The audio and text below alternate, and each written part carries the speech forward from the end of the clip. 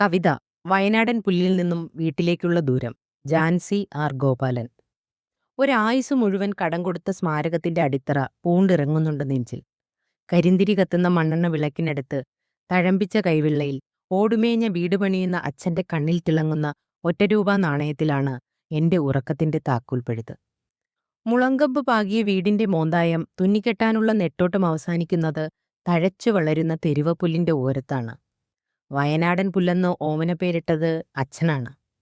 വെറും ഒരു പുല്ലു ദേശത്തെ അടയാളപ്പെടുത്തുന്നത് പിൽക്കാലത്ത് രേഖപ്പെടുത്തിയത് ഞാനും. പുല്ലോലകളിലെ മൂർച്ചയേറിയ വശങ്ങളേറ്റ് മുറിയുന്ന കൈവിരലുകളിൽ കിനിഞ്ഞ ചോരത്തുള്ളികളിലാണ് വീട്ടിലേക്കുള്ള ദൂരം ഞാൻ അടുക്കിവെച്ചത്. ഉണങ്ങി നിൽക്കുന്ന പുൽനാമ്പുകൾ അടിയോടെ കൊയ്തെടുത്ത് തലയിലേറ്റ് നടക്കുന്ന അച്ഛനെ പിന്തുടരുന്ന ദൂരമത്രയും ഞാൻ ചിന്തിക്കുക നഷ്ടമായേക്കാവുന്ന നക്ഷത്രങ്ങൾ നിറഞ്ഞ ആകാശരാത്രികളാണ്.